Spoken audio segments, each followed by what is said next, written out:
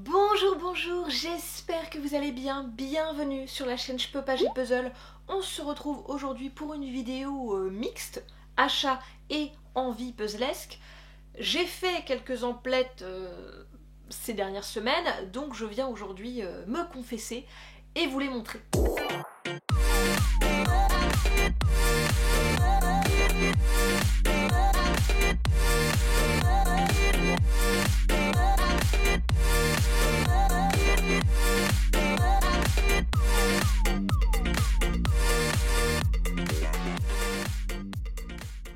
Et comme si ces craquages n'étaient pas suffisants, d'autres puzzles me font envie et sont sur ma wishlist depuis récemment ou depuis plus longtemps, donc je viens également vous les montrer aujourd'hui. Commençons, si vous le voulez bien, par mes achats qui sont au nombre de 6 et qui sentent clairement l'automne et Noël / l'hiver pour l'un d'entre eux. Alors, je vous autorise à me jeter des pièces de puzzle comme ça, puisque j'ai commandé 4 des puzzles que je viens vous présenter aujourd'hui sur le géant américain, donc le .com. Le fait est que je lorgne sur ces puzzles depuis peut-être plus d'une année et qu'il est purement impossible de trouver une boutique en ligne qui les propose et qui livre la France, ou alors, si elle livre la France, il faut s'acquitter de frais de port absolument monstrueux. Et quand je vous dis monstrueux, c'est pas genre 15 $. Non, non, c'est plutôt 60, 70, voire plus. Je pense notamment à l'e-shop Serious Puzzle, sur lequel j'ai simulé un panier il y a pas très longtemps, et où on m'a annoncé la modique somme de 90 $ pour les frais de port. C'est non. Donc, très honnêtement, j'ai eu envie de me faire plaisir. Voilà, parce que je travaille comme une bête pour la dernière pièce et pour cette chaîne YouTube depuis la fin du mois de mai maintenant. Et voici ces 4 beautés. 2 Sicko et 2 Buffalo. Je commence par vous montrer les 2 Sicko, qui est une marque américaine que je connais déjà. Ce sont 2 illustrations de Jane Wooster Scott, qui est une artiste que je connais déjà aussi. Si vous avez vu mon Puzzle Tech Tour, vous vous souvenez peut-être du Tease the Season, qui est mon tout premier Sicko, illustré par cet artiste. Et depuis que je l'ai fait en janvier, donc en tout début d'année, je ne pense qu'à une chose, m'offrir un nouveau Sicko illustré par Jane Wooster Scott, parce que vraiment je suis tombée complètement amoureuse du style naïf de cet artiste. J'en ai donc de nouveau en ma possession, ce sont 2000 pièces et je suis tellement contente. Ils sont magnifiques. J'ai pris le Awesome Autumn.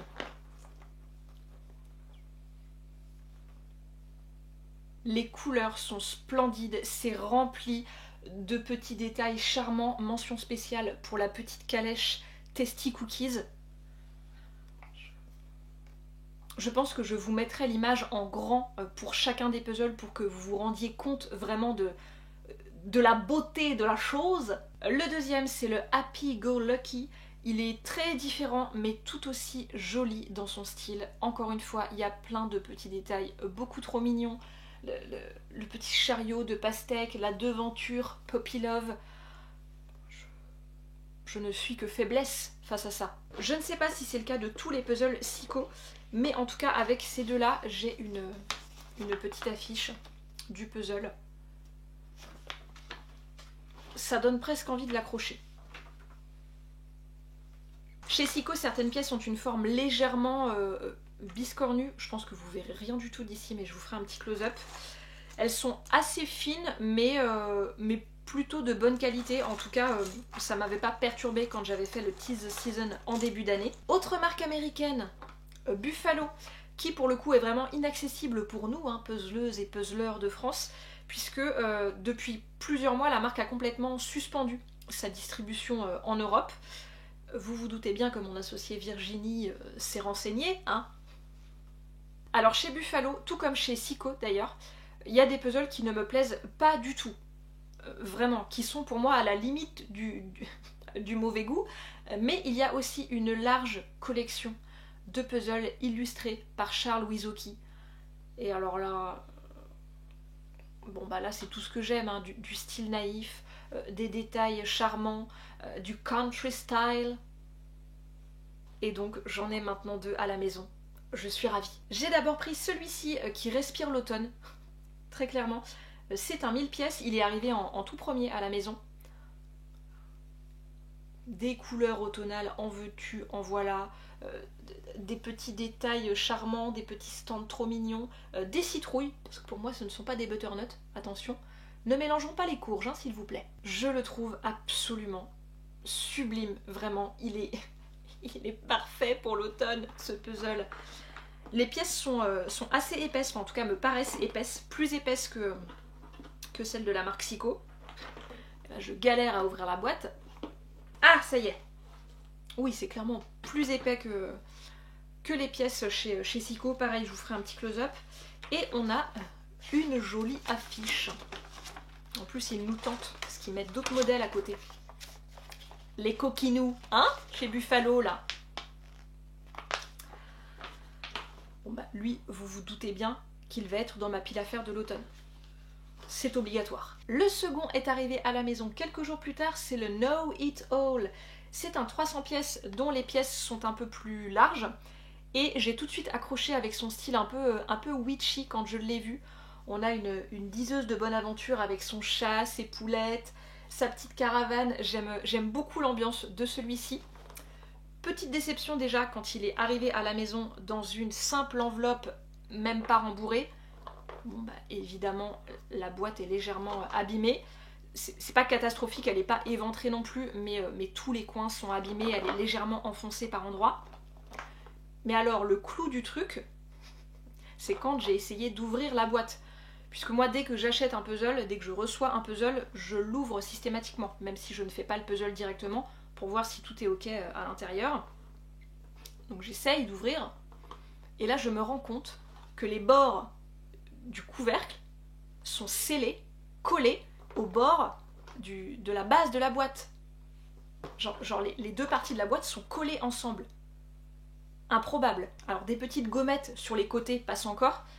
Personnellement, je ne les enlève pas. Quand il y en a, je passe juste un coup de cutter et je laisse les deux parties, les deux moitiés de la gommette sur la boîte pour éviter de l'abîmer justement. Mais là, en fait, tu es obligé d'abîmer la boîte, enfin en tout cas l'intérieur de la boîte, si tu veux l'ouvrir et faire ton puzzle. Donc je l'ai fait avec le plus de précautions possible, mais voilà ce que ça donne du coup. Vous avez les traces en fait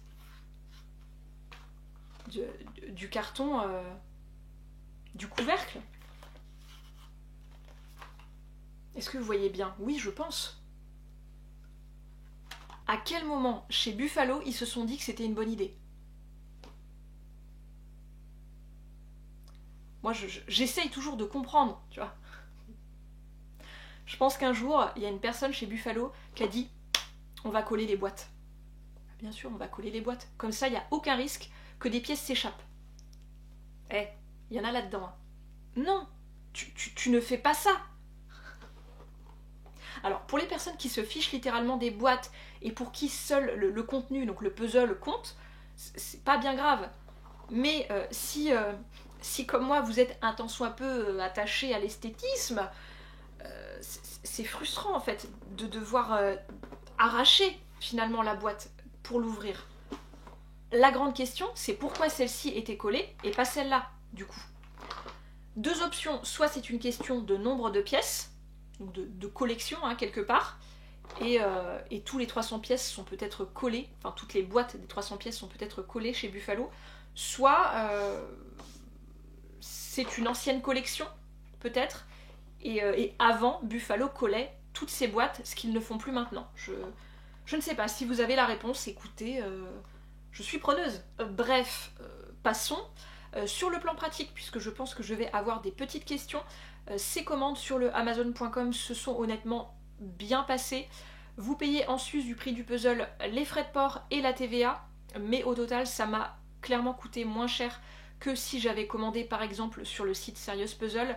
Pour vous donner une idée, au total pour ces 4 puzzles, j'ai payé 107$, soit à peu près 90€, soit environ 22,50€ par puzzle. C'est une moyenne évidemment puisqu'ils avaient chacun un prix différent. Au niveau des délais de livraison, c'était très correct considérant le fait que les puzzles viennent des États-Unis.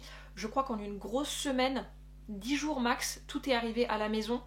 Évidemment, je ne vous encourage absolument pas à commander sur Amazon. Là je suis transparente avec vous et je vous montre mes achats, mais Amazon c'est le mal, tant que vous pouvez l'éviter, faites-le. Pour ces deux marques, Cico et Buffalo, vous pouvez compter sur la fine équipe de la dernière pièce, dont je fais partie, pour les distribuer en France dès que ce sera possible. On a d'ores et déjà pris contact avec ces marques et on espère qu'elles répondront favorablement très bientôt. Ensuite, j'ai attrapé ces deux beautés sur le ebay.com. D'abord, une jolie découverte, le Quilter's Way, illustré par Cheryl Bartley, une artiste que je ne connais pas du tout, chez Suns Out, qui est une marque que je connais pour le coup et que j'aime beaucoup parce qu'elle propose des puzzles aux pièces vraiment très biscornues, découpées de façon complètement aléatoire. Alors, une marque que j'aime beaucoup, ça dépend, hein, parce que chez Suns Out, il y a aussi ça.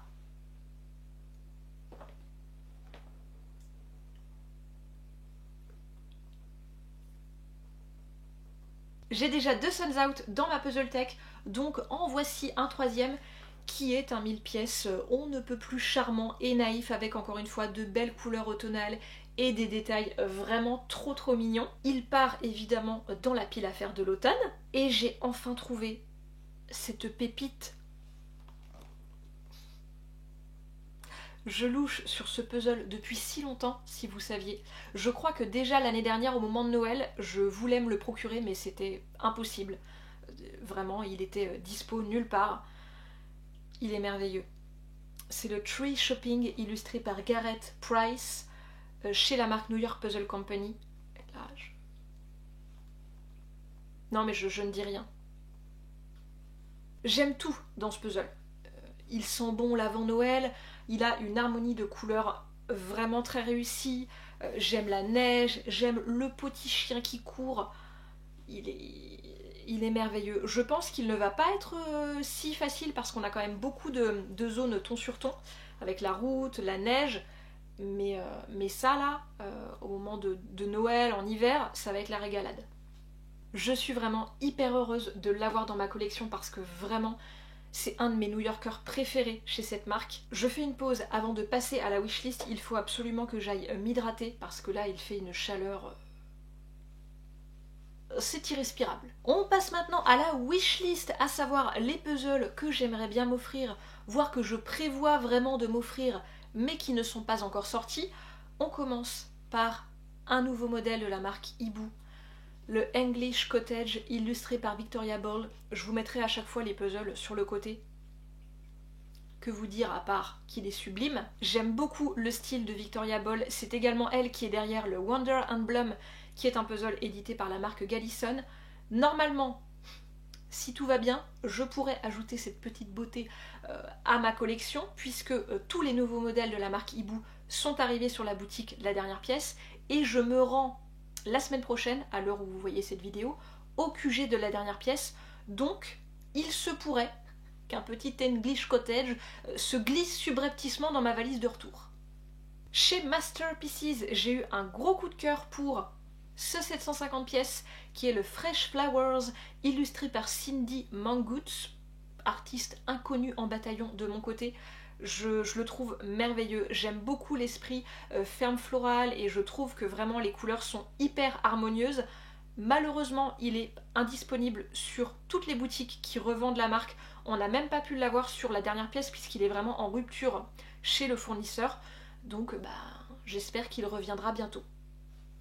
Je croise les doigts. Chez Buffalo, j'aime beaucoup ce 1000 pièces, le Mr. Swallowbark, qui représente un artisan fabricant de balais et brosses en tout genre. C'est une activité peu commune, en tout cas je ne l'ai jamais vu représenter dans un puzzle et je le trouve vraiment hyper joli, encore une fois très harmonieux, et j'aime bien les petits détails mignons, la petite fille qui promène son chien et qui s'arrête regarder l'artisan, le petit renard que j'ai vu au pied de l'arbre, bref. Je l'aime beaucoup. Chez Wentworth, qui est une marque que je ne connais que de nom pour le moment et qui propose des puzzles en bois assez haut de gamme, il y a un modèle qui est absolument parfait pour la saison qui arrive. Autumn Morning, illustré par Harpoulin, dont j'aime beaucoup le travail, qui illustre beaucoup de puzzles chez Masterpieces notamment. Bon là, il est parfait pour l'automne. ça se voit. D'ailleurs, petite info en passant, en faisant quelques petites recherches, j'ai vu que ce modèle était précédemment édité par Masterpieces justement en 300 pièces. Alors côté prix, chez Wentworth, ça va dépendre du format de votre puzzle. Vous pouvez choisir en fait, ça c'est très chouette. Sur celui-ci en particulier, vous pouvez le choisir en 250, 500 ou 1000 pièces, avec évidemment un prix progressif. Je crois que ça varie entre 42 et 147 euros, quelque chose comme ça.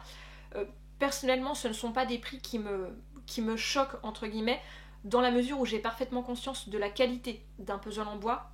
Pour en être une adepte, notamment chez Michelle Wilson, je vous renvoie à mes précédentes vidéos sur le sujet. Mais ce qui me chafouine un peu plus, c'est que chez Wentworth, vous avez des pièces qui sont découpées avec des formes très détaillées. Et ça, je suis moins fan. En fait, de mon côté, j'adore les pièces qui sont un peu biscornues, qui sont découpées de manière aléatoire. J'aime un peu moins quand les pièces sont déformées avec des formes volontairement précises. Par exemple, une citrouille, une voiture, etc. Je vous remettrai des petites photos pour mieux vous faire comprendre mon propos. Du coup, j'hésite parce que j'ai peur d'être pas forcément déçue, mais que cette découpe un peu précise de certaines pièces me gâche un peu mon plaisir d'assemblage. Voyez. Et pour terminer cette wishlist de puzzles à venir chez la marque britannique Lawrence King, qui sont absolument géniaux. D'abord, The World of Dracula, illustré par Adam Simpson, au même titre que The World of Shakespeare, que j'ai personnellement fait l'année dernière et sur lequel j'ai pris énormément de plaisir. Vraiment, les puzzles Lawrence King, ils ont un truc en plus, ils sont extrêmement qualitatifs. Le toucher des pièces est très particulier. Vous avez plein de références sur ces puzzles avec des petites notes explicatives sur les personnages, sur les scènes qui sont mises en avant sur le puzzle, etc. Vraiment, ce sont des puzzles très très chouettes. Et alors ce World of Dracula, il me le faut pour Halloween. C'est obligatoire. Et le deuxième n'est autre que la version canine du 299 Cats 1 de Dog, le 299 Dogs 1 de Cat. Toujours illustré par l'artiste française Léa Maupetit. Que vous dire, j'ai personnellement le 299 Cats 1 de Dog et c'est probablement le puzzle le plus cool de ma Puzzletech. Donc évidemment, il me faut la version chien. Bien sûr, bien évidemment, bien entendu, nous sommes déjà positionnés auprès de la marque pour rentrer ces deux modèles sur la dernière pièce dès qu'ils seront disponibles. Donc maintenant, attendons. Voilà, j'en ai fini avec cette petite vidéo haul / wishlist de rentrée. J'espère qu'elle vous aura plu. N'hésitez pas à me partager dans les commentaires vos derniers achats et vos envies puzzlesques. Moi, je suis toujours intéressée à l'idée de voir les petites pépites qui vous font envie, qui sont dans vos piles à faire, tout ça. Je vous embrasse et je vous dis à la semaine prochaine.